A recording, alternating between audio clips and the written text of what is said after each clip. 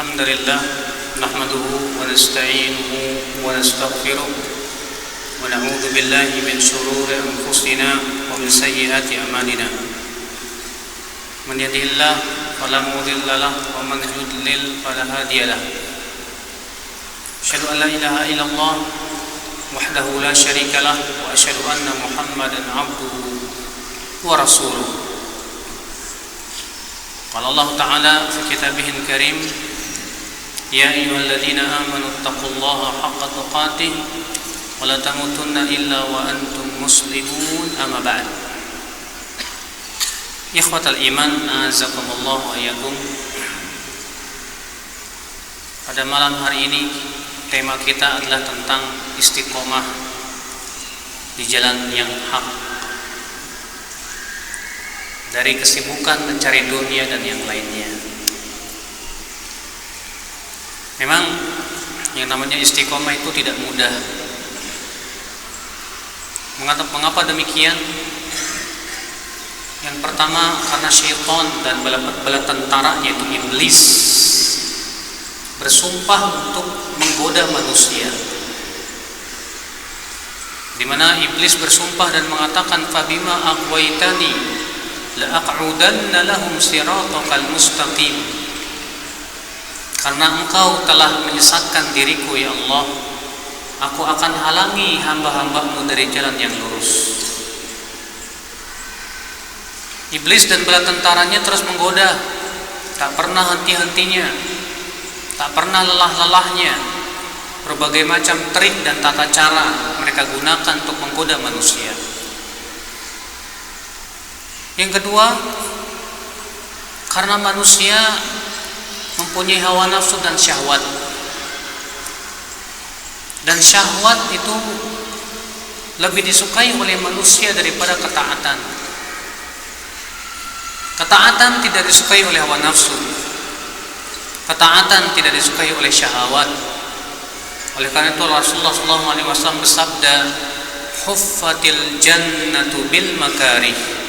Surga itu dikelilingi oleh sesuatu yang berat untuk hawa nafsu kita. Surga itu dikelilingi oleh sesuatu yang tidak disukai oleh hawa nafsu kita. Karena itulah memang ternyata untuk istiqomah berat sekali ya akhwal Islam, azakumullah wa iyyakum. Namun kita harus istiqomah.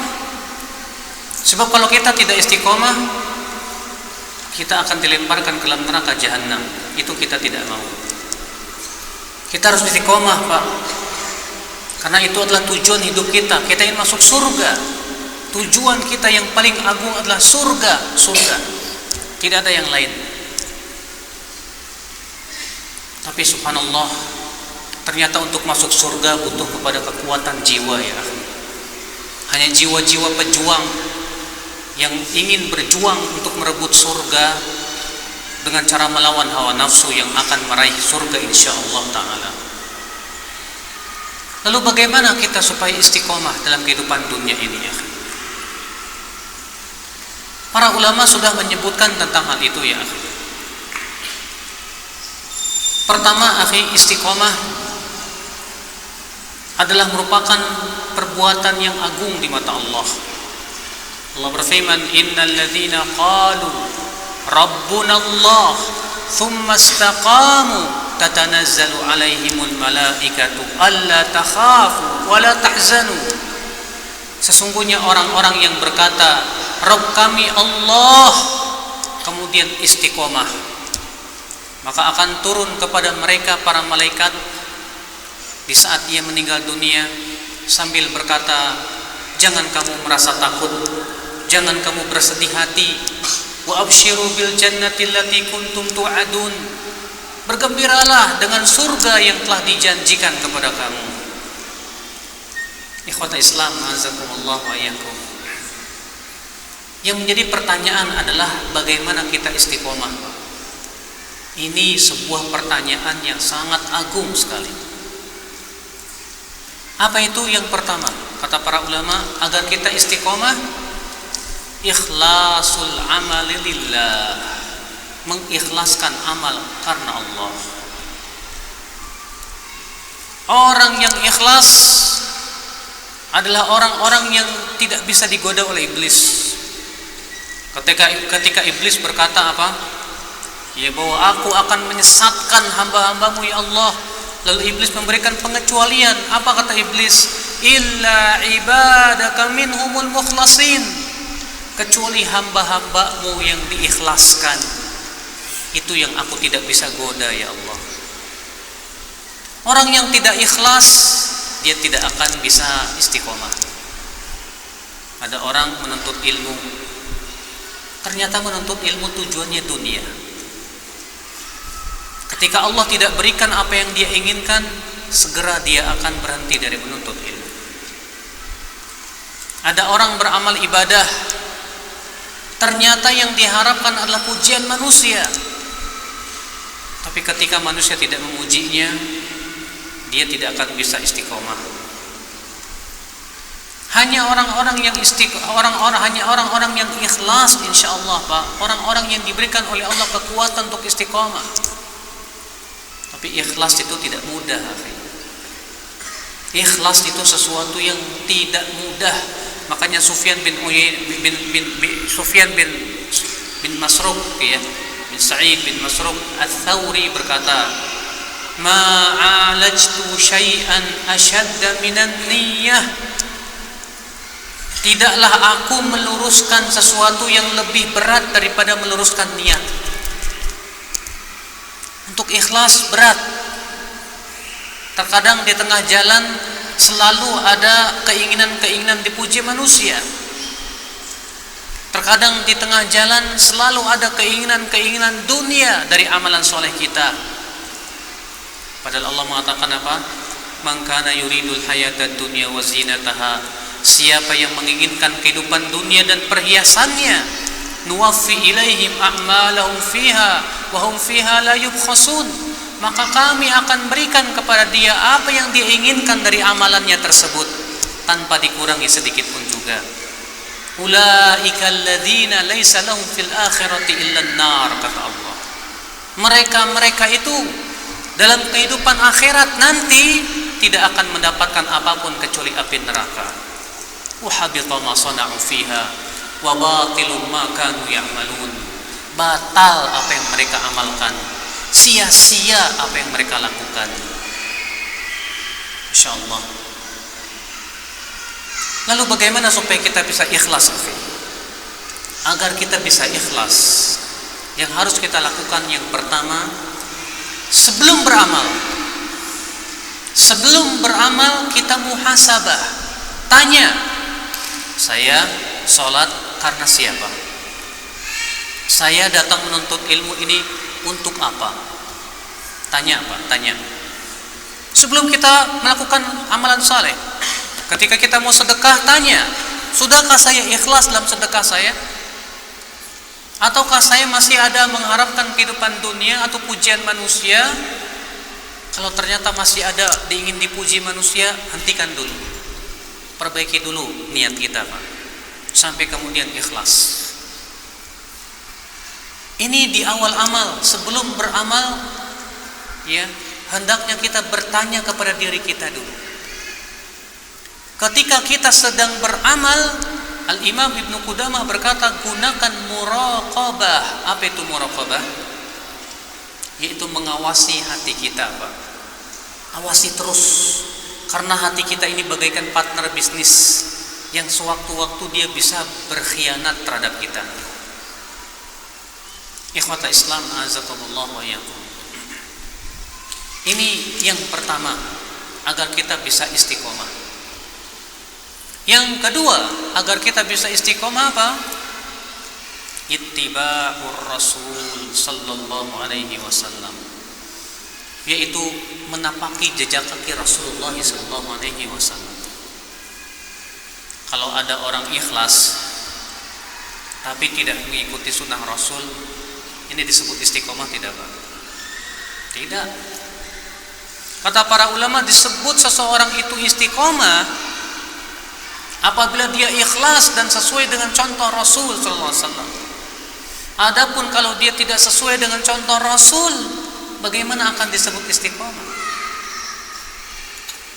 Bukankah Allah berfirman, wa anna hadza sirati mustaqiman, dan inilah jalanku yang mustaqim, yang lurus.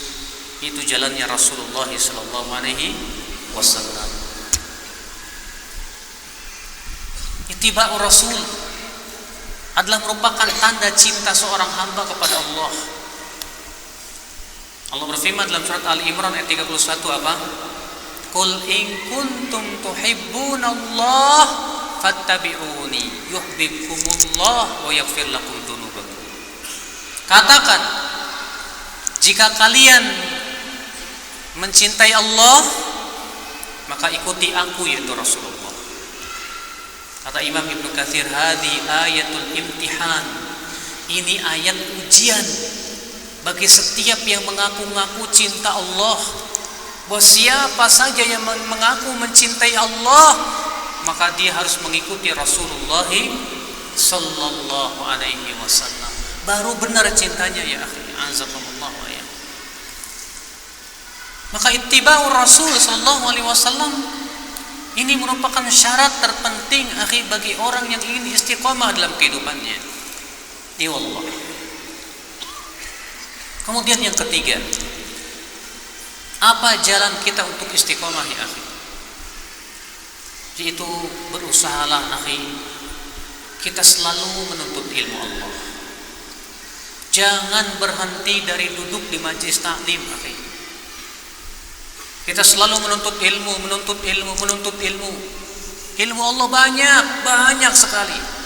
Makanya setiap harinya kita disuruh untuk mengucapkan apa?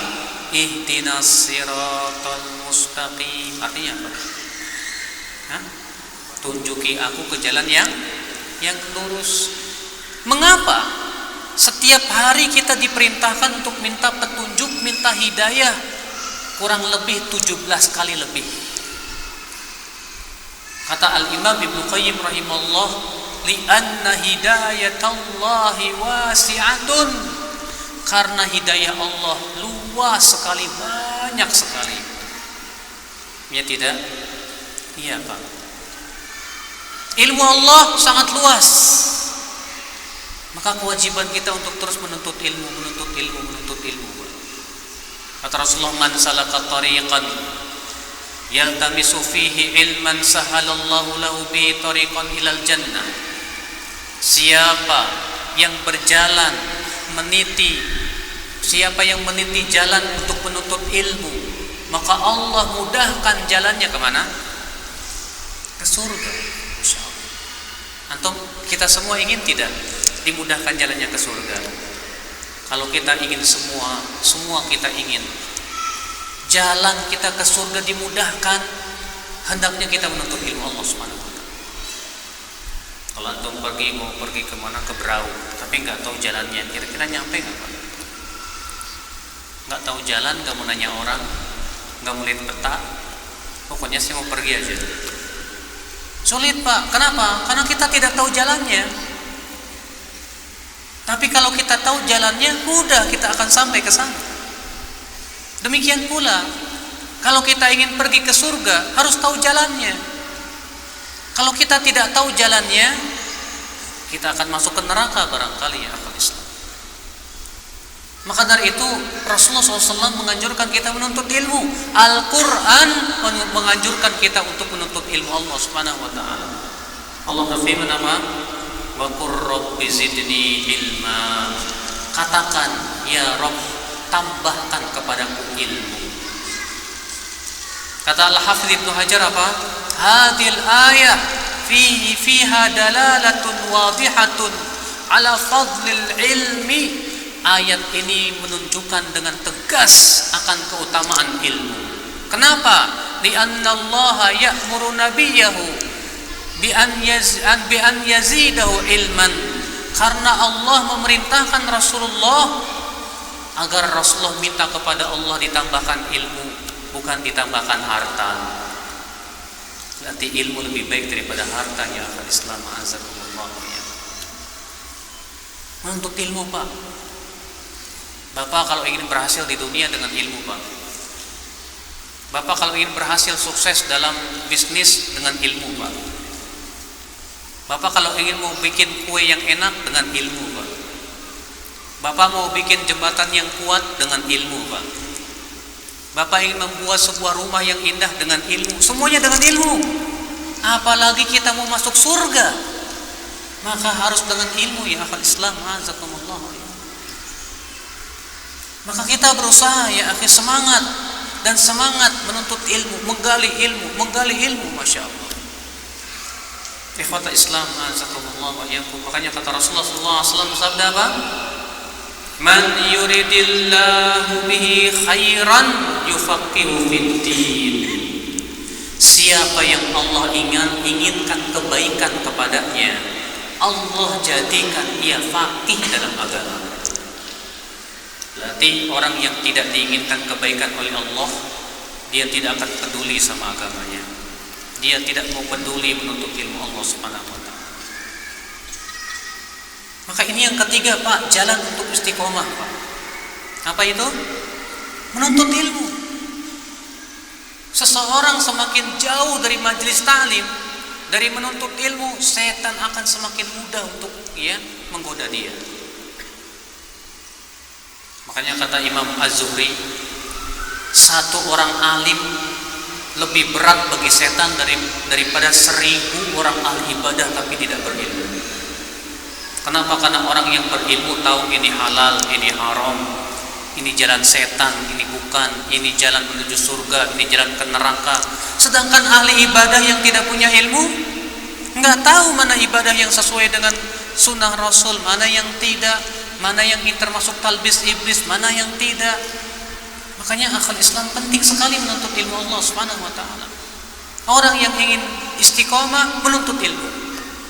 Orang yang tidak menuntut ilmu sulit untuk istiqomah, ya akal Islam, azakumullah. Yang ketiga, yang keempat, agar kita istiqomah dalam kehidupan dunia ini, Pak. Apa itu? Yaitu berteman dengan orang-orang yang soleh. Berteman dengan orang yang soleh penting, Pak. Coba baca oleh bapak-bapak dalam surat Al-Furqan bagaimana penyesalan penduduk api neraka. Penduduk api neraka menyesal, dia berkata, ya wailata laitani lam attakhid fulanan khalila laqad adallani 'anidz dzikri ba'da idz ja'ani wa kana syaitanu lil insani khadula. Penduduk api neraka itu berkata, aduh, andaikan aku tidak menjadikan si fulan sebagai teman dekat saya. Sungguh dia sudah menyesatkan saya dari peringatan setelah datangnya peringatan kepada saya. Rupanya orang ini masuk neraka gara-gara teman. Gara-gara teman, Masya Allah. Oleh karena itu, ya akhwal Islam, Rasulullah SAW senantiasa menekankan tentang masalah teman ini, Pak. Rasulullah SAW bersabda, al-mar'u ala dini khalilih falyanzur ahadukum ila man yukhalil. Seseorang itu di atas agama temannya, maka hendaklah seseorang melihat dengan siapa dia berteman. Jangan dengarkan orang yang mengatakan, wah, kita kan harus gaul, berteman dengan siapa saja. Ingat, Pak, teman itu ada dua. Teman akrab kita dan teman yang biasa saja tidak akrab. Yang wajib kita jadikan teman akrab kita adalah orang soleh. Adapun orang yang tidak soleh, sebatas dia sebagai seorang muslim, tidak masalah. Tapi untuk menjadikan sebagai dia khalil itu teman dekat, teman akrab yang kita curhat kepadanya, hendaknya orang-orang soleh, Pak. Ikhwatul Islam, azakumullah wa iyyakum. Allah Ta'ala berfirman dalam surat Al-Kahfi apa? Wasbir nafsaka ma'al ladzina yad'una rabbahum bil ghadati wal 'ashiyyi yuriduna wajhah. Sabarkan dirimu bersama orang-orang yang senantiasa menyeru Rabb-Nya di waktu pagi dan petang. Sabar berteman dengan mereka, orang-orang soleh itu. Wala ta'du 'ainaka anhum, kata Allah. Jangan kamu palingkan matamu dari mereka. Ya, Masya Allah. Di sini Allah Subhanahu wa taala memerintahkan kita, Pak, untuk bersabar dengan orang soleh, Pak. Karena orang soleh kan manusia juga, ya nggak? Sesoleh-solehnya manusia pasti ada kekurangannya, ya nggak? Ya, ustadz kek, siapapun pasti ada kekurangannya, Pak. Pasti ada pernah berbuat salah, Pak. Makanya Allah menyuruh kita untuk bersabar menghadapi kekurangan-kekurangan teman-teman kita. Teman kita pun juga beda-beda, Pak, ininya, Pak, sifat dan karakternya, Pak. Yang jelas, Pak, mendapatkan teman soleh itu keuntungan di dunia dan akhirat, Pak. Apa keuntungan di dunia? Keuntungan di dunia, teman soleh itu ketika kita benar didukung, ketika kita salah diingatkan. Masya Allah, ini keuntungan di dunia. Keuntungan di dunia, ya, teman soleh itu selalu berusaha membantu kita di saat kita susah. Teman yang setia, yang soleh, yang bertakwa kepada Allah, Pak, selalu berusaha bagaimana dia menginginkan kebaikan untuk kita. Itu keuntungan di dunia. Di akhirat lebih lagi.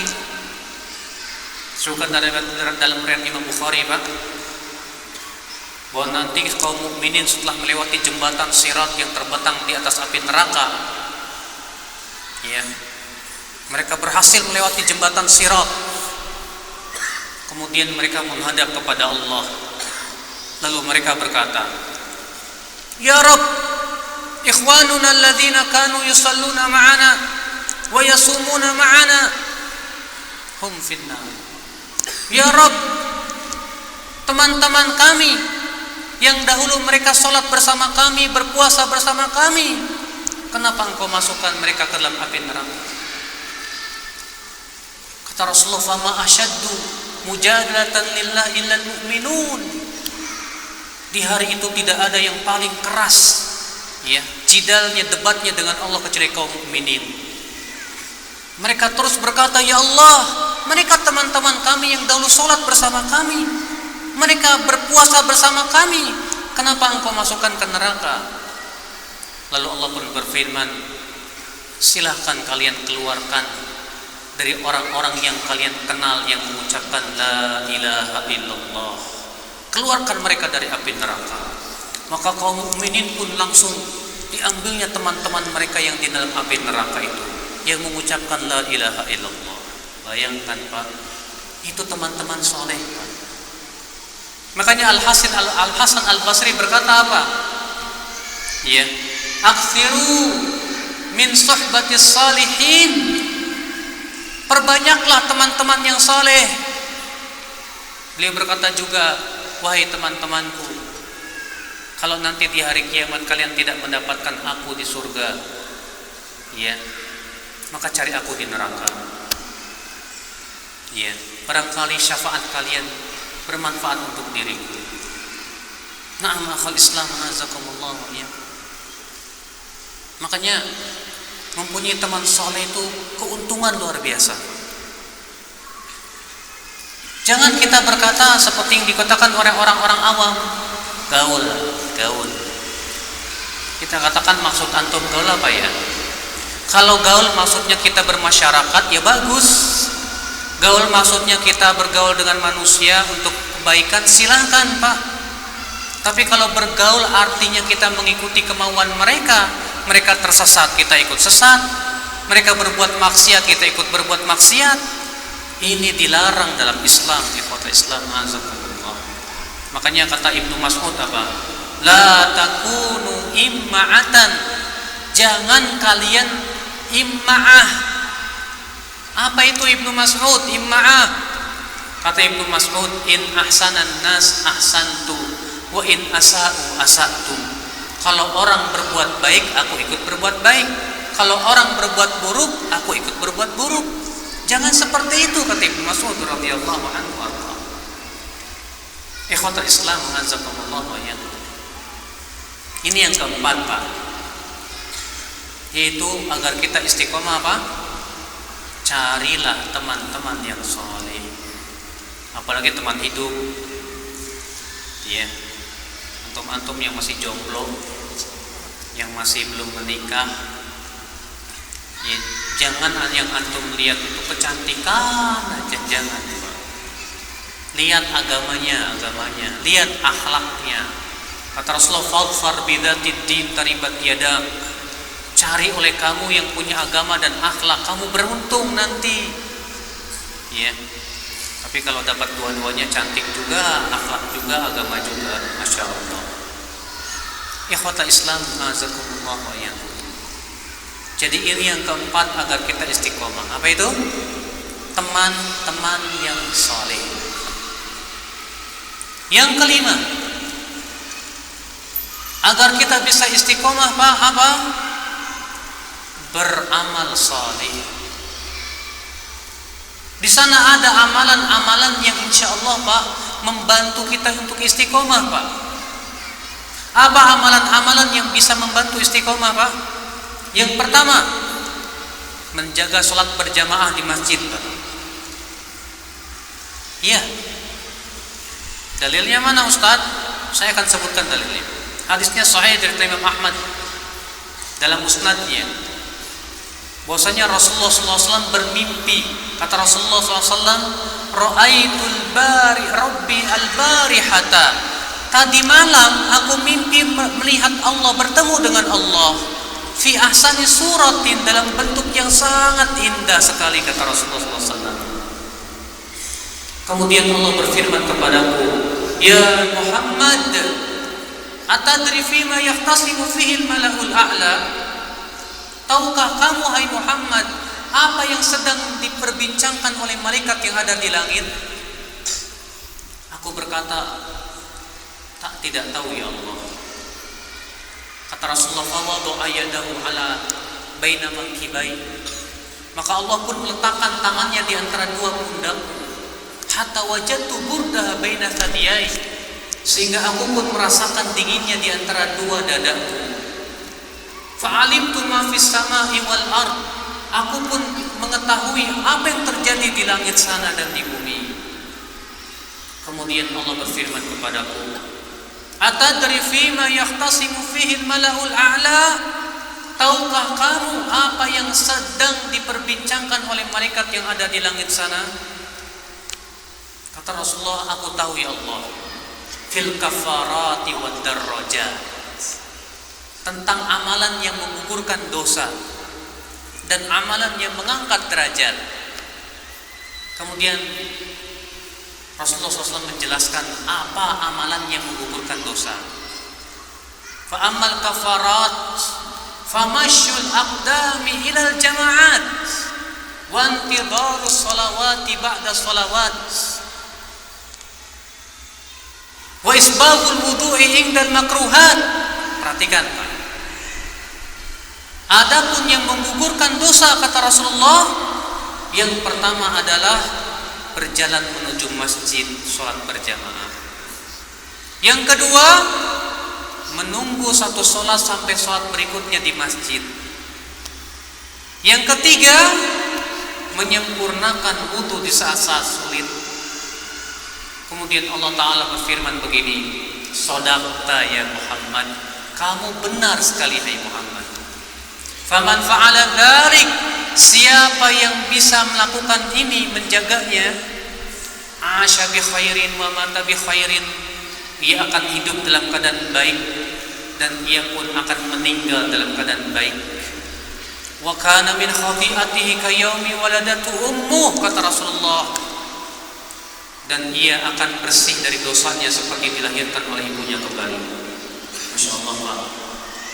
Ternyata Allah langsung yang menjamin siapa yang menjaga 3 amal tadi, ia akan hidupnya baik, wafatnya pun baik.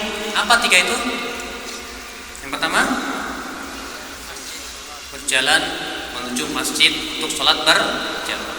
Yang kedua apa? Menunggu sholat sampai sholat berikutnya. Yang ketiga apa? Menyempurnakan wudu di saat-saat sulit, seperti dingin banget, atau ketika kita sedang sakit, sulit, tapi tetap kita sempurnakan, maka pahalanya lebih besar di sisi Allah Subhanahu wa Ta'ala. Ini amal yang pertama Pak, yang insya Allah menyebabkan kita wafatnya husnul khatimah Pak. Ini amal Pak yang Rasulullah tegaskan bahwa ini amal bisa menyebabkan kita istiqomah insya Allah. Makanya kalau ada orang dan kita lihat dia mondar-mandir ke masjid, Masya Allah Pak, saksikan keimanan dia. Karena Allah sendiri yang mengatakan apa? Innama ya'muru masajidallah man amana billah wal yawmil akhir wa aqama as-salah wa ata az-zakah wa lam yakhsha illallah fa asa ulaika humul muhtadun. Sesungguhnya yang memakmurkan masjid Allah itu siapa? Itu orang yang beriman kepada Allah dan kehidupan akhirat, mendirikan salat dan membayar zakat dan ia tidak takut kecuali hanya kepada Allah saja. Mereka itu semoga akan mendapatkan hidayah kata Allah Subhanahu wa taala. Lihat Bang, berarti ya orang yang menjaga salatnya ke masjid itu disaksikan keimanannya oleh Allah Subhanahu wa taala. Makanya subhanallah Bang, benar. Orang-orang yang selalu pergi ke masjid, selalu dia ingin pergi ke masjid, selalu wafatnya rata-rata husnul khatimah. Selalu diberikan oleh Allah kekuatan istiqomah. Alhamdulillah. Ini amal yang pertama, yang insya Allah yang bisa membuat kita istiqomah dalam kehidupan dunia. Yang kedua, apa amal yang insya Allah bisa memberikan kepada kita kekuatan untuk istiqomah Pak? Yang kedua adalah qiyamul lail, salat malam. Kenapa salat malam saya katakan begitu Pak? Karena Allah berfirman dalam surat Al-Muzammil. Allah berfirman, "Inna nasyi'atal lail hiya ashaddu wata'a wa aqwamu qila." Sesungguhnya salat malam itu lebih mengokohkan hati dan itu adalah amalan yang paling baik. Ini ayat Al-Quran diturunkan di awal-awal Rasulullah berdakwah. Di saat itu Rasulullah SAW menghadapi rintangan yang sangat berat. Ternyata yang Allah perintahkan kepada Rasulullah apa? Salat malam. Kenapa? Alasannya ternyata salat malam itu bisa menguatkan hati Pak. Subhanallah. Makanya Pak, salat sunnah yang sering dan paling sering Allah sebutkan dalam Al-Quran salat apa? Salat tahajud. Allah menyebutkan salat tahajud itu di 7 ayat atau 8 ayat. Di antaranya Allah berfirman dalam surat Al-Adhariyat ketika menyebutkan tentang sifat penduduk surga. Allah berfirman, "Innal muttaqina fi jannatin wa uyun akhidina ma atahum rabbuhum innahum kanu qabla dhalika muhsinin kanu qalilan minal laili ma yahja'un wa bil ashari hum yastaghfirun." Sesungguhnya orang-orang yang bertakwa itu di dalam surga dan mata air yang mengalir. Mereka mengambil apa yang Allah berikan kepada mereka. Mereka dahulu termasuk orang-orang yang berbuat ihsan. Dahulu mereka sedikit sekali tidurnya di waktu malam dan di waktu sahur mereka beristighfar kepada Allah Subhanahu wa taala. Lihat Pak, ya. Ternyata penduduk surga sifatnya yang paling menonjol apa? Suka salat tahajud. Makanya jangan Pak, kita ini jangan membiasakan diri untuk meninggalkan sholat tahajud, jangan. Iya, walaupun cuma witir. Makanya Rasulullah SAW bersabda kepada seorang sahabat, "Ya Abdullah, la takun mithla fulan, kana yaqumu minal lail, fataraka sholatal lail." Hai Abdullah, kamu jangan seperti si fulan ya. Tadinya dia suka sholat malam, lalu ia tinggalkan sholat malam. Gak bagus Pak. Ini kebiasaan yang sangat bagus sekali. Sholat malam itu mengokohkan hati insya Allah, memberikan kepada kita kekuatan untuk istiqomah. Yang ketiga, di antara amalan yang bisa membuat kita istiqomah apa Pak? Yaitu zikir dan sedekah. Sukan dalam hadis yang dikeluarkan Imam Ahmad dan yang lainnya, bahwa ada seorang sahabat berkata kepada Rasulullah, "Ya Rasulullah, inna syara'i'al islami qad kathurat." Hai Rasulullah, syariat Islam sudah banyak hai Rasulullah. Famurni bi amlin faslin atasyabbatu bih. tolong dong ya Rasulullah, perintahkan saya satu perintah yang bisa saya pegang ya Rasulullah, tapi jangan banyak-banyak. Lihat, orang ini mengeluh syariat Islam sudah banyak sekali, otomatis saya tidak bisa mengamalkan semuanya dan tidak bisa menghafal semuanya. Maka tolong hai Rasulullah, berikan kepada saya satu perintah saja yang saya selalu bisa pegang ya Rasulullah. Apa kata Rasulullah, Pak? Kata Rasulullah, la yazalu lisanuka ratban min dzikrillah, yaitu senantiasa lisanmu basah dengan berzikir kepada Allah Subhanahu wa taala. Ternyata lisan berzikir itu kekuatannya dahsyat. Bagaimana tidak dahsyat? Orang yang berzikir dia sudah menamengi hatinya dari godaan setan yang terkutuk. Orang yang berzikir di akhir Islam menyebabkan Allah ingat kepada dirinya. Allah berfirman, fadhkuruni adzkurkum, ingatlah aku, niscaya aku akan ingat kamu. Kalau Allah ingat kita, Pak, Allah akan jaga kita, Pak. Makanya zikir itu luar biasa, Pak. Jangan lupakan zikir. Zikir mau tidur, zikir bangun tidur. Kayak terkadang mau tidur lupa. Zikir pagi sore, jangan lupa tuh, Pak. Zikir mau pakaian, zikir setelah sholat, zikir mau masuk WC. Banyak sekali zikir-zikir itu. Zikir mau naik kendaraan, zikir safar dan yang lainnya. Ikhwatul Islam, azakumullah wa iyyakum. Ya. Sedekah pun demikian. Kata Rasulullah SAW apa? Shadaqatus sir tudfi'u ghadabar rabb. Sedekah yang rahasia itu bisa memadamkan kemurkaan Allah Subhanahu wa taala. Jadi sedekah yang rahasia itu kata Rasulullah bisa memadamkan kemurkaan Allah Subhanahu wa taala. Masya Allah, ya akhwat Islam, azakumullah. Iya. Maka dari itu ya akhi, ini amalan yang ketiga yang insya Allah bisa membantu kita untuk apa? Istiqamah insya Allah taala biidznillah. Iya. Amalan yang keempat yang bisa membuat kita istiqomah apa, Pak? Selalu membantu saudara-saudara kita yang kesusahan. Kata Rasulullah SAW, ya beliau bersabda, wallah fi aunil abdi ma kana al-abdu fi auni akhihi. Allah senantiasa membantu seorang hamba selama si hamba itu membantu saudaranya. Jadi senantiasa kita bantu saudara kita, senantiasa Allah akan bantu kita. Iya. Berarti kalau Allah bantu kita, Allah bantu untuk istiqomah dan yang lainnya.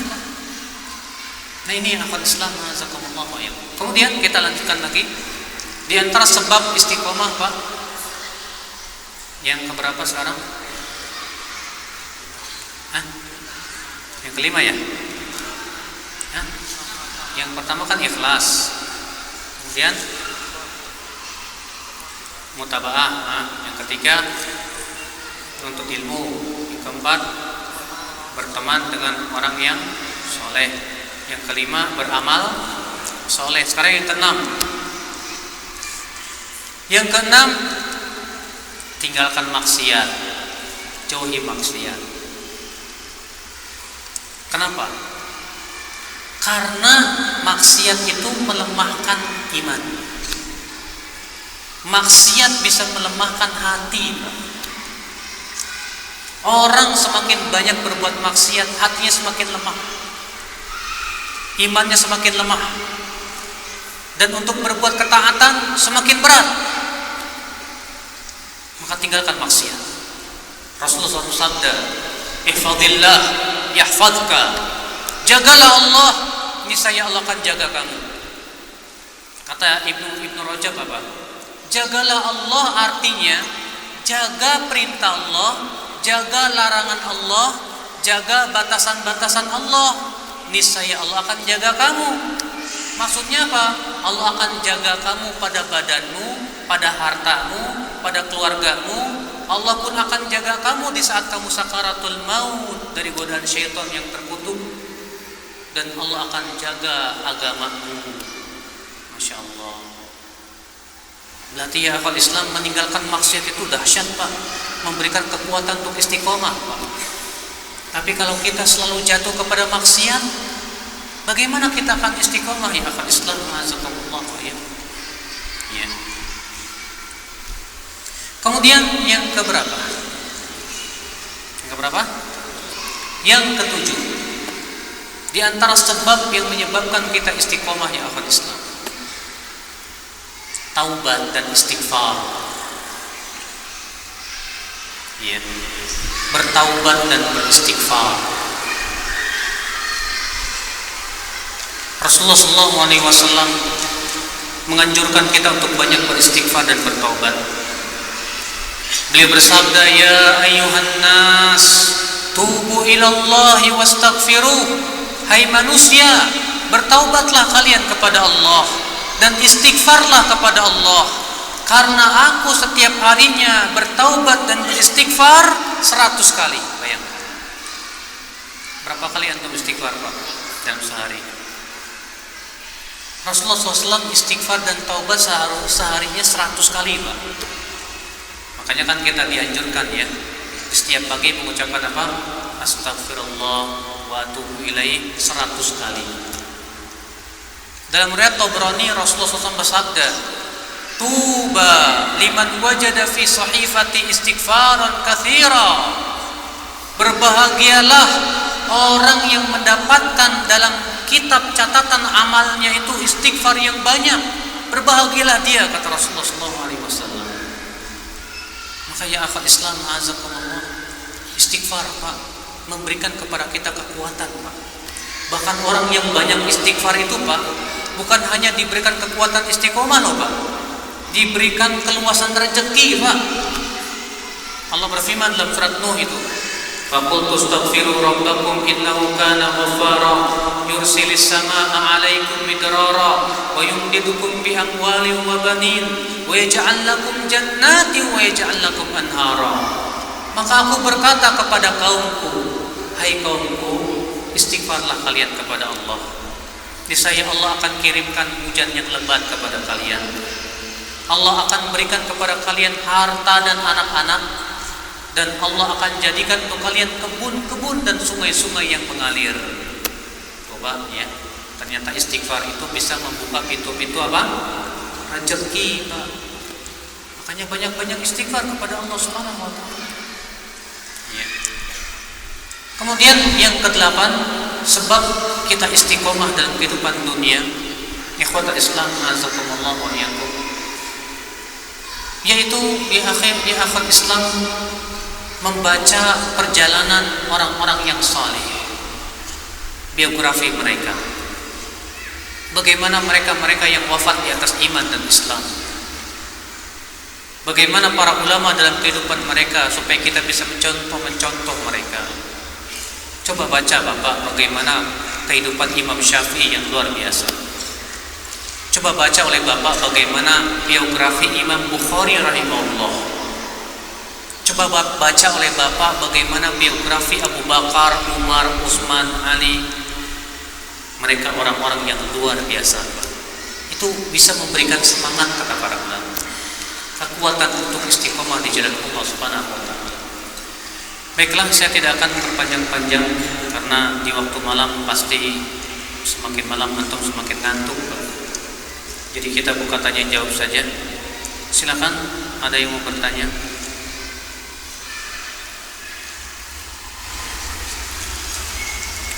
Lewat kertas. Pertanyaannya lewat kertas aja. Pertanyaan hanya lewat kertas, tidak bisa langsung.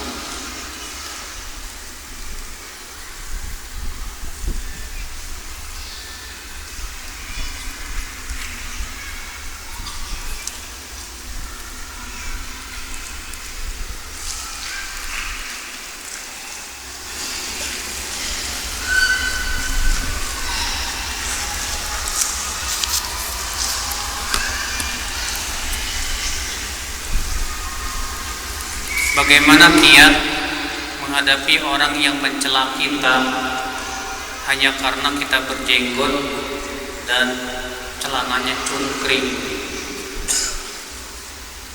Kiatnya Pak, senyum aja Pak, nggak usah marah-marah. Kalau ada orang ngejek Bapak jenggotan kayak kambing, bilang Rasulullah bersabda kambing itu binatang surga. Alhamdulillah kalau kayak disebut kayak kambing. Para nabi berjenggot, saya ingin menyerupai para nabi. Ya. Jadi Bapak kalau dicela itu nggak usah marah Pak. Sebab kalau Bapak ikut-ikutan marah, berarti Bapak membalas kebodohan dengan kebodohan. Udah biarin aja lah. Ya. Kalau mereka mencela ya udah biarin, kita senyum aja. Sebatas membawakan dalil nggak apa-apa. Ya.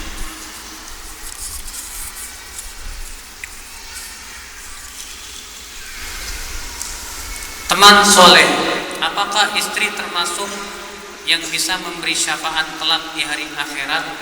Mudah-mudahan insyaallah. Sebab tentu kalau kita teman-teman sama teman saja bisa ya dengan izin Allah memberikan syafaat, apalagi teman hidup yang dia hidup bersama kita, maka itu lebih layak lagi. Adab-adab penuntut ilmu di zaman sekarang bagaimana Ustadz? Yang pertama, ikhlas. Ya, ikhlas tuh Pak. Kata Rasulullah, man talabal ilmu mimma yubtagha fihi wajhullah la yatlubu illa li aradin minad dunya lam yajid urfal jannah. Siapa yang menuntut ilmu yang seharusnya dia menuntut ilmu itu karena Allah, tapi dia tuntut karena mengharapkan dunia, maka dia tidak akan mencium bau surga. Tuh, ikhlas penting Pak. Bapak nuntut ilmu jangan pengen disebut ustadz loh Pak. Bapak nuntut ilmu jangan sekali-kali niatnya karena ingin disebut orang alim. Jangan Pak. Sebab kata Rasulullah Pak, ada 3 orang yang pertama kali dibakar dalam api neraka. Siapa 3 orang itu? Salah satunya orang yang alim dan qari. Lalu dia dipanggil oleh Allah. Kata Allah apa? Hai fulan, apa amalan kamu? Kata dia, ya Allah, dahulu saya menuntut ilmu karena engkau. Saya pun membaca Al-Quran karena engkau. Allah berfirman apa? Kamu dusta. Kamu dahulu menuntut ilmu hanya karena ingin disebut orang alim. Dan kamu dahulu menuntut ilmu membaca Al-Quran karena ingin disebut qari. Lalu ia pun diseret dan dimasukkan ke dalam api neraka. Hati-hati Pak, ini adab yang pertama. Apa itu? Ikhlas. Adab yang kedua Pak, dalam menuntut ilmu apa? Adab yang kedua di dalam menuntut ilmu akal Islam azakumullah wa iyyakum, yaitu hendaknya ada kesungguhan. Coba dengarkan nasihat Imam Syafi'i. Ini disebutkan kepada Imam Syafi'i dalam sebuah bait-bait beliau yang bagus. Kata beliau apa? Ya, akhi lan tanalal ilma illa bisittah sa'umbika biya an majmu'iha bibayani. Saudaraku, kamu tidak akan bisa menuntut ilmu kecuali dengan 6 perkara. Saya akan beritahu kamu satu persatu. Apa itu? Yang pertama kata Imam Syafi'i apa? Hirsun, zakaun, kecerdasan. Yang kedua apa? Wahirsun, semangat. Yang ketiga apa? Wajtihadun, kesungguhan. Yang keempat apa? Wabulghatun, bekal. Yang kelima apa? Wa irsyadu ustadin, bimbingan seorang ustad. Dan yang keenam, watul zaman. Apa itu? Panjangnya waktu. Panjangnya waktu. Makanya dalam menuntut ilmu jangan tergesa-gesa. Ya. Nah ini yang harus diperhatikan dalam adab-adab menuntut ilmu Allah Subhanahu wa taala. Ustaz, bagaimana caranya supaya kita bisa meninggalkan maksiat dan tidak mengulangi lagi? Kata Imam Nawawi, kita harus punya azam, tekad bulat untuk tidak kembali lagi. Ini yang pertama. Berarti harus ada tekad, Pak. Sebab kalau kita tidak punya tekad, sulit rasanya, Pak. Yang kedua, jauhi sebab-sebab yang menyebabkan kita terjerumus kepada maksiat tersebut. Kalau antum maksiatnya gara-gara HP, jual HP-nya. Kalau antum maksiatnya gara-gara teman, agak tinggalkan teman tersebut, jaga jarak dengan dia. Kalau antum maksiatnya gara-gara televisi, tinggalkan televisinya. Sekarang alat maksiatnya masih ada dan antum tidak tinggalkan, sulit, Pak, sulit. Ya. Makanya semua perkara yang bisa menjerumuskan kepada maksiat tinggalkan supaya kita betul-betul bisa meninggalkan maksiat dengan baik. Ya.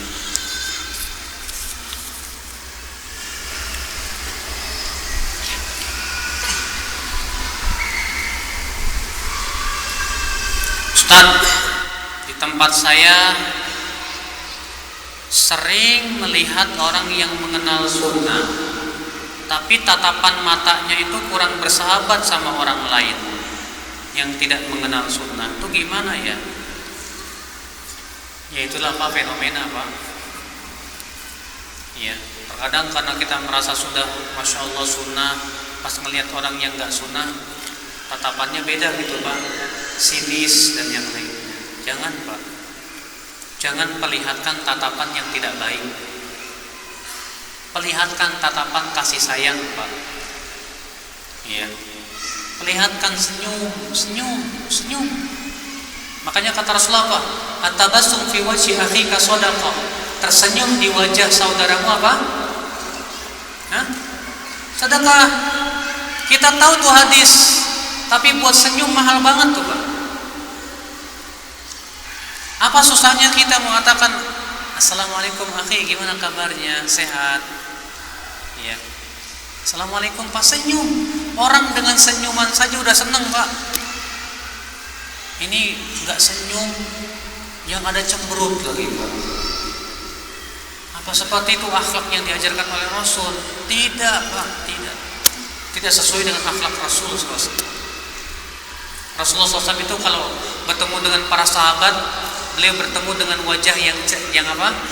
Tatallaq itu berseri-seri. Gimana kabarnya? Ya. Itu ya akal Islam, azakumullah ya. Antum seharusnya penuntut ilmu lebih berhak dan lebih layak untuk mengamalkan hal-hal seperti itu, Pak. Kok ini semakin menuntut ilmu semakin seram, kenapa ya? Semakin menuntut ilmu semakin cemberut, kenapa ya? Iya. Seharusnya semakin menuntut ilmu semakin bisa mengaplikasikan akhlak Rasulullah SAW.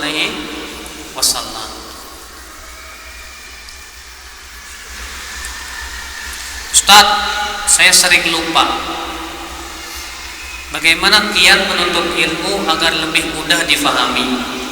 Memang sih kecerdasan beda-beda, Pak. Ada yang IQ-nya Masya Allah, sekali dengar aja langsung paham maksudnya. Ada orang yang IQ-nya dikit payah, ya.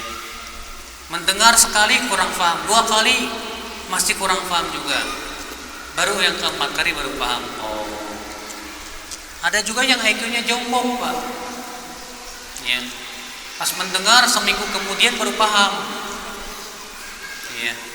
Oh, itu maksudnya Ustadz yang kemarin. Ya. Allah tidak membebani jiwa kecuali sesuai dengan kemampuan. Ya. Kalau antum tidak bisa memahami ucapan Ustadz, tanyakan ke teman antum yang paham. Akhi, kemarin kajian Ustadz Fulan saya kurang paham. Antum paham nggak? Oh paham. Bisa nggak antum jelaskan ke saya supaya saya bisa paham? Begitu dong. Jangan malu bertanya. Ya. Malu bertanya sesat di jalan, ya akhi, azakumullah wa iyyakum. Ustaz, kalau main game bisa merusak istiqomah nggak ya Ustaz? Pak, main game itu mubah. Main game itu apa? Mubah, tapi kalau sampai melalaikan yang lebih penting, berarti Bapak sudah masuk dalam jaring-jaring setan. Kata Ibnu Qayyim, di antara cara iblis menggoda manusia, Pak, disibukkan dengan yang mubah untuk meninggalkan perkara yang lebih utama. Sekarang, Pak, kalau Bapak main game, habis waktu 1 jam, 2 jam. Padahal kalau itu digunakan untuk baca buku, manfaat nggak, Pak? Manfaat banget. Ya. Hati-hati, Pak. Sesuatu yang mubah itu jangan memperbanyak darinya, Pak. Makanya Allah Subhanahu wa taala ketika mensifati orang yang beriman apa? Qad aflahal mu'minun alladzina hum fi salatihim khashi'un walladzina hum 'anil lagwi mu'ridun. Sungguh telah beruntung orang-orang yang beriman, yaitu orang-orang yang khusyuk dalam salatnya dan mereka yang berpaling dari yang sia-sia. Berarti kita sangat dianjurkan berpaling dari yang sia-sia. Kalau main game gak ada manfaatnya, tinggalin. Ustaz, saya belum nikah, Ustaz. Mau nikah belum punya duit. Ya. Dan saya sudah berusaha puasa, syahwat saya belum bisa terkendali. Pikiran sering ngeres. Saya baru bisa melupakan kalau main game. Ya udah main game, nggak apa-apa. Kalau memang antum bisa menghindari maksiat dengan cara main game, nggak masalah main game. Justru di saat pada waktu itu bisa jadi pahala, bisa jadi. Ya. Kenapa? Karena kita ingin menghindari yang maksiat. Ternyata caranya dengan main game. Nggak apa-apa. Ya. Kata Syekh Utsaimin yang mengatakan begitu. Tapi jangan biasakan, Pak, setiap waktu main game, habis waktu buat main game, Pak. Ini merugi sekali, Pak, merugi, Pak. Ilmu masih sangat banyak, Pak, yang belum kita gali.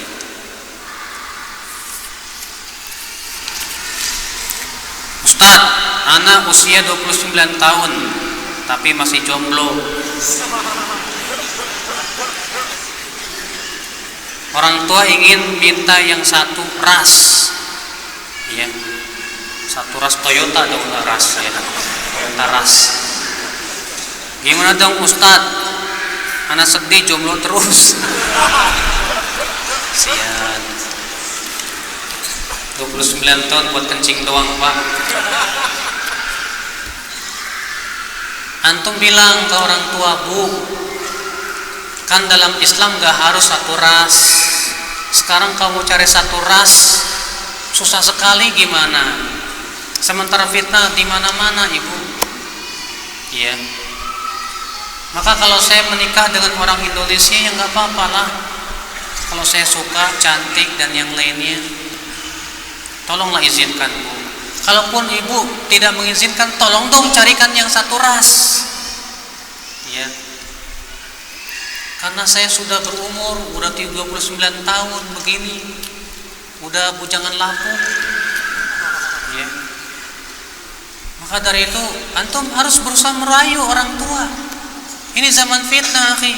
Rasulullah mengatakan bahwa menikah itu menyempurnakan separuh agama. Menikah itu menyempurnakan separuh agama. Luar biasa akal Islam azam. Ini sunnah Nabi sallallahu alaihi wasallam. Ya. Bagaimana menasihati ibu yang tidak mau berjilbab, berhijab? Menasihati orang tua harus super halus. Yang pertama, harus perlihatkan bakti kita kepada orang tua. Yang kedua, kita berusaha menasihati dengan cara lembut. Ya. Coba antum tanya ya kepada sales, gimana sih caranya kamu menjual supaya laku? Oh, kata sales, disebutin keistimewaan barangnya. Ini barangnya bisa begini ya. Demikian pula, ibu tahu nggak, Bu? Jilbab itu ternyata luar biasa loh, Bu. Ya. Jilbab itu ternyata begini, bahkan ibu kalau pakai jilbab tambah cantik deh ibu. Maka yang seperti ini nggak masalah akal Islam. Biarkan dia mau berjilbab dulu, tertarik dulu, yang penting tertarik dulu. Ya, kuatkan dulu akidah dia, jadikan dia cinta kepada Allah Subhanahu wa taala.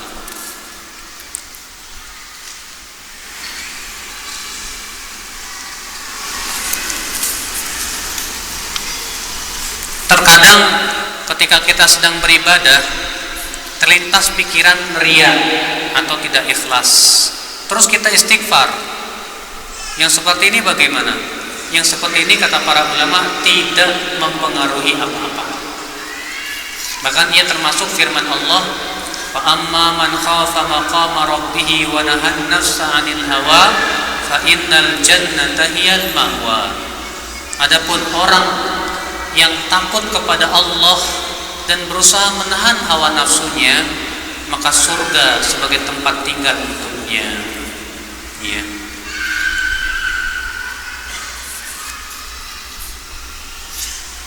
Apa hukumnya jika saya tidak bayar utang dengan uang penghasilan sendiri, tapi suami tidak mau bayar? Ya. Pertama, membayar utang itu wajib ya. Ingat, utang itu bakal dibawa sampai hari kiamat. Kalau kita tidak bayar, di hari kiamat kita akan bayar dengan amalan soleh, Pak. Kata Rasulullah SAW, man kanat indahu madlamatun li akhihi, siapa yang masih punya kezaliman kepada hamba, kepada saudaranya, falyatahallal minhul yaum, segera dibayar sekarang juga. Qabla an yakuna thammata dinarun wala dirham, sebelum nanti pada hari kiamat tidak akan bisa dibayar dengan dinar dan dirham, tapi dibayar dengan amalan soleh. Amalan soleh. Ternyata amalan soleh kita buat membayar hutang. Gimana coba? Bayar hutang semaksimal mungkin. Bilang ke suaminya, atau berusahalah semaksimal mungkin ya seorang istri untuk mencari pekerjaan yang halal untuk istri, diizinkan suami untuk bisa menutupi hutang-hutangnya. Ustaz, iman seseorang itu kan turun naik Ustaz, bahkan bisa hilang sama sekali. Apakah istiqomah itu termasuk hidayah? Betul. Istiqomah itu hidayah taufik namanya, Pak. Karena hidayah ada dua. Yang pertama hidayatul irsyad berupa ilmu. Yang kedua hidayatul taufik berupa amal. Sedangkan istiqomah itu termasuk hidayah apa? Taufik dari Allah Subhanahu wa taala.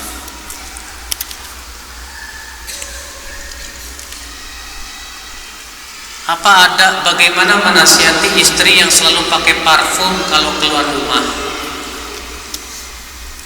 Ya, cariin hadis tentang itu. Setelah itu bilang ke istri, istriku yang cantik jelita, sayangku, cintaku, coba lihat deh, bagus udah hadis ini. Kata Rasulullah, wanita mana saja yang keluar rumah memakai parfum yang wangi, ya, maka dia pelacur. Gimana nih istriku? Bacain tuh, biarkan istri yang baca ke dia. Nggak usahlah kita nanya, nggak usah, apalagi kita marah-marah sama istri, nggak usahlah.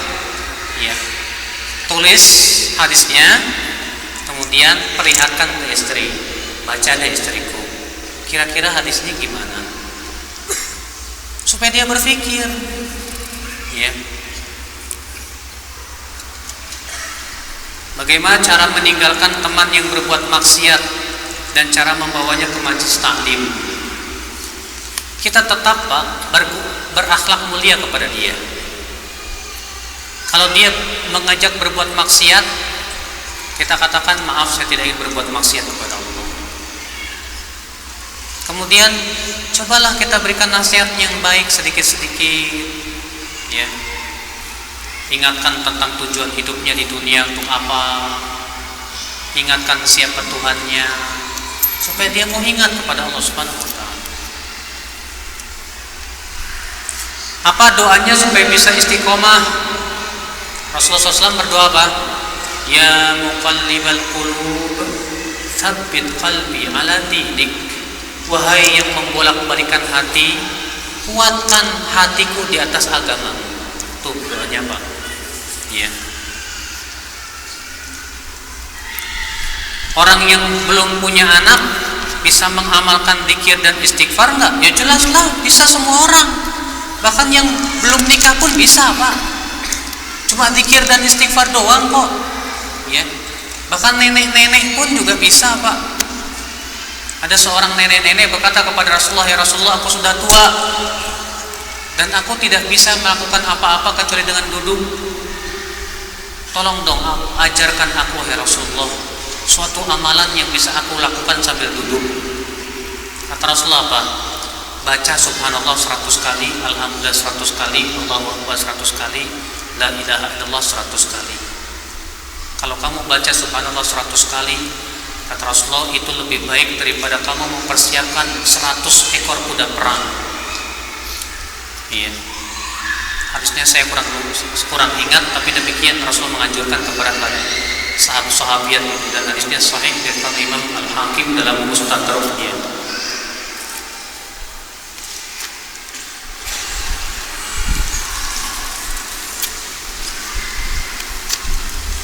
Sahkah salat seorang yang tidak baca bismillah? Karena sering dengar orang mengimami salat tak baca bismillah. Bukannya nggak baca, Pak, tapi tidak mengeraskan bacaan bismillah. Para ulama berbeda pendapat. Yang pertama, apakah bismillahirrahmanirrahim itu disunnahkan untuk dikeraskan atau tidak? Sebagian ulama, dan ini mazhab Imam Syafi'i, mengatakan harus dikeraskan. Namun hadis-hadisnya tidak ada yang sahih. Jumhur ulama, dan ini pendapat yang tiga, yaitu Imam Malik, Abu Hanifah, dan Imam Ahmad bin Hanbal, mengatakan bahwa tidak disyariatkan dikeraskan. Tetap baca bismillah tapi tidak dikeraskan. Berdasarkan hadis Anas riwayat Muslim, karena Rasulullah SAW yaftatihu al-qira'ata bilhamdillahi rabbil alamin. Adalah Rasulullah SAW memulai bacaan dengan ucapan alhamdulillahi rabbil alamin. Dalam riwayat Ibnu Khuzaimah dengan lafaz begini, fakana la yajharu bi bismillahirrahmanirrahim. Adalah Rasulullah SAW tidak mengeraskan bacaan bismillahirrahmanirrahim. Dan pendapat ini yang paling kuat. Ya. Itu tidak disyariatkan mengeraskan bacaan tetap harus baca bismillah. Karena pendapat yang paling kuat adalah bahwa bismillahirrahmanirrahim termasuk Al-Fatihah. Sebagaimana disebutkan dalam riwayat Al-Baihaqi. Ya, kata Rasulullah, wa bismillahirrahmanirrahim ayatun minha. Dan bismillahirrahmanirrahim itu salah satu ayat surat Al-Fatihah. Nas yang sharih ya, dalam riwayat Al-Baihaqi.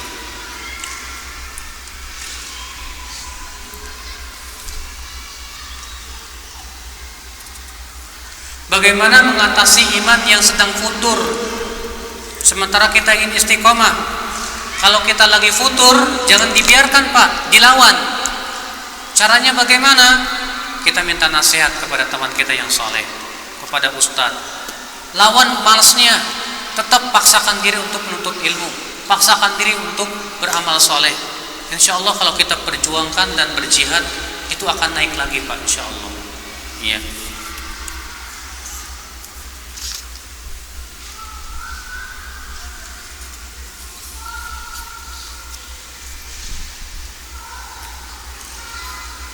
Usaha dan doa apa, Ustadz, supaya istiqomah menjauhi pacaran? Nah, yang suka pacaran ini caranya kawin.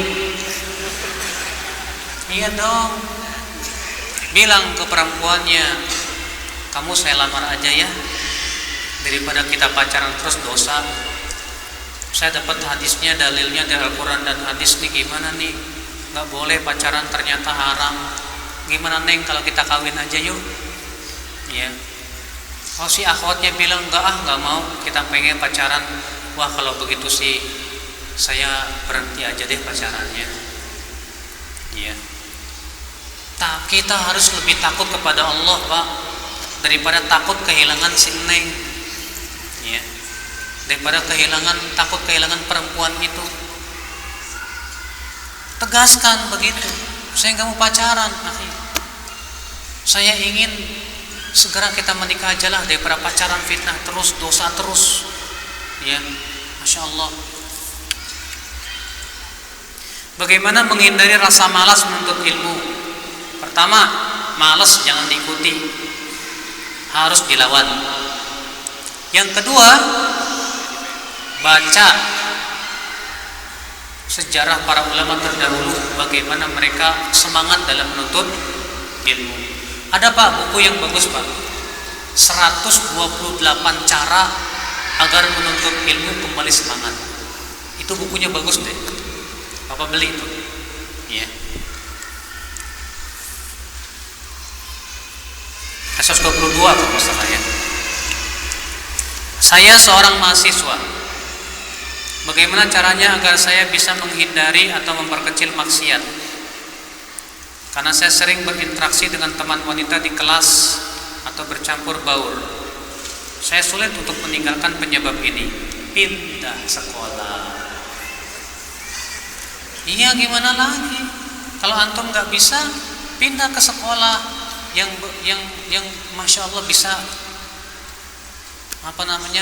menjaga agama. Ya kan? Iya. Cari sekolahan yang tidak campur baur. Ya. Saya dulu waktu SMA satu kelas campur baur. Cuman waktu itu alhamdulillah saya udah ngaji. Saya berpikir gimana caranya supaya saya nggak didekati cewek ya. Saya galak aja sama cewek. Setiap ada yang deketin, ngapain deketin? Sana. Jadi satu SMA itu saya terkenal judes sama perempuan. Saya berprinsip nggak apa-apa disebut judes daripada saya terfitnah. Ya. Betul Pak. Terkadang kita harus berbuat seperti itu demi menjaga agama kita. Nggak bakalan jauh-jauh. Cuman yang susah itu Pak, kalau kitanya udah jatuh cinta sama orang, nah itu yang susah. Jadi cewek cakep amat ya. Ya, pertama lihat, lama-lama sering ngelihat, pengen dekat. Kalau dekat, pikat, sikat bangsa.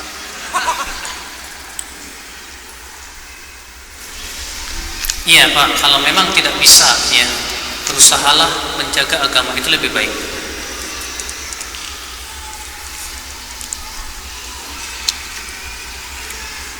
Apakah berdosa jika saya tidak mengikuti sunnah Rasul? Apa yang dimaksud dengan sunnah Rasul yang antum ucapkan ini? Kalau sunnah Rasul artinya ajaran Rasul, ya berdosalah. Masa antum gak mau ngikutin ajaran Rasul, terus ajaran siapa? Kalau antum tidak mengikuti ajaran Rasul, berarti ajaran setan Pak. Karena ajaran yang paling benar hanyalah ajaran Rasul. Karena ajaran Rasul itu berasal dari wahyu langsung dari Allah Subhanahu wa taala. Tapi kalau yang dimaksud oleh antum sunnah di sini artinya di bawah wajib. Yang kalau dilakukan dapat pahala, ditinggalkan tidak berdosa. Maka Pak, para ulama mengatakan apabila seseorang terbiasa meninggalkan yang sunnah muakkadah, atau enggak sunnah muakkadah yang sangat ditekankan, persaksiannya ditolak.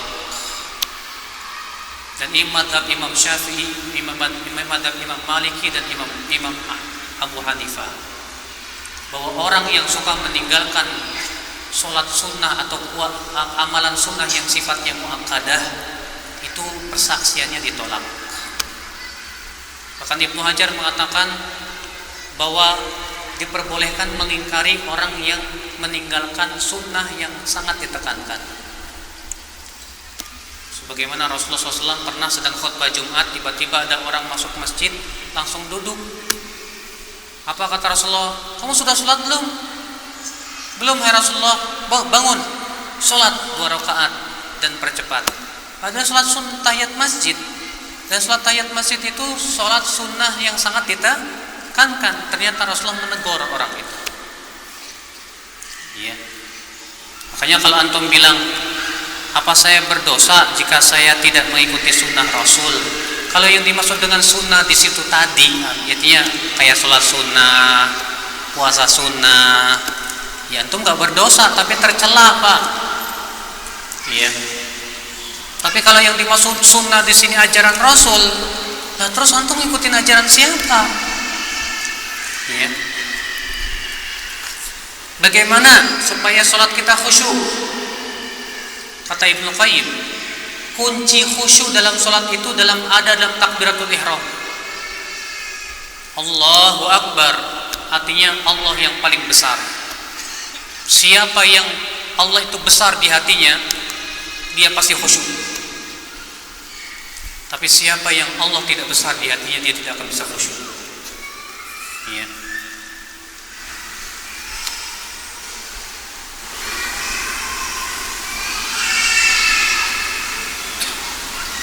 Saya PNS, Ustadz, udah jenuh dengan lingkungan kerja, Ustadz.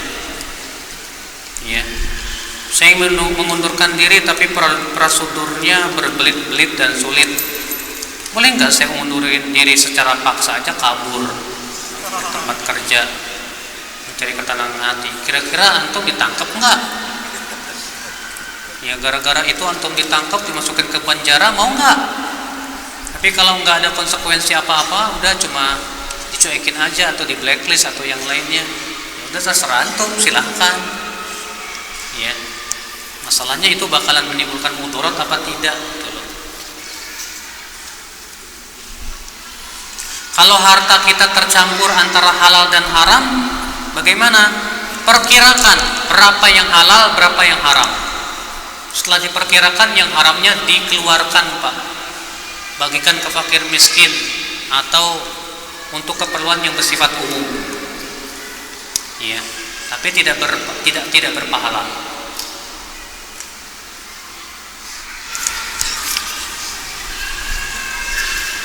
Bagaimana menyikapi suami yang sering marah? Kalau istri punya suami sering marah, harus berintrospeksi diri apa? Kenapa sih sebabnya suami saya sering marah? Ada apa ya? Harus diperiksa kenapa sering marahnya ini. Karena faktor sering marah itu terkadang pertama kurang istirahat, menimbulkan marah. Atau yang kedua lapar. Istrinya lambat masaknya, marah-marah, ya pantas aja. Atau yang ketiga, nggak puas sama istrinya itu dalam berhubungan, sehingga syahwatnya belum tersalurkan, jadinya marah-marah. Atau yang keempat, yang paling berat, suka jelalatan di luar, ngelihat yang cantik-cantik di luar, akhirnya berkurang rasa cintanya kepada istrinya. Jadi akibatnya suka marah-marah. Ini akibat daripada apa? Maksiat biasanya, Pak. Kalau yang seperti ini berarti ibu harus dandan lebih meno daripada yang luar. Iya. Atau sebabnya karena memang sifatnya memang temperamenan gitu, pemarah. Kalau memang seperti itu, jangan dikasih makanannya makanan daging kambing, tambah kasihnya apa? Kangkung, bayam. Ya. Karena kangkung itu bisa mendinginkan hati. Ya. Supaya nggak marah-marah terus. Gimana suami saya ya? Kasih kangkung. Ya.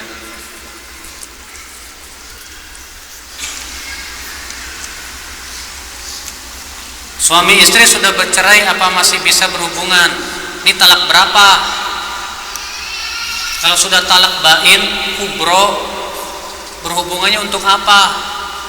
Cuma sebatas ngobrol aja, ada keperluan, nggak apa-apa. Tapi kalau berhubungan intim nggak boleh. Talak berapa? Talak 1. Masih masa idah belum? Kalau sudah selesai masa idahnya boleh kawin lagi, tapi dengan mahar baru dan akad baru. Tapi kalau masih belum selesai masa iddahnya, langsung aja datang ke istri, "Ma, mau rujuk deh. Mau rujuk." Udah selesai. Ya, jadi istri lagi. Saya pengen bayar hutang tapi orangnya sudah pindah entah kemana. Bagaimana cara bayarnya? Coba dulu cari, ada nggak saudaranya? Kalau masih bisa temukan saudaranya, titipkan ke saudaranya. Kalau sudah dicari ke sana sini entah kemana, Allahu a'lam, nggak tahu rimbanya kemana, maka boleh disedekahkan atas nama dia. Tapi kalau setelah disedekahkan tiba-tiba dia muncul lagi, gimana? Bayar. Ya. Iya. Taib akhal Islam, semoga yang saya sampaikan bermanfaat. Subhanallah bihamdik, asyhadu an la ilaha illa anta, astaghfiruka wa atubu ilaik. Assalamualaikum warahmatullahi wabarakatuh.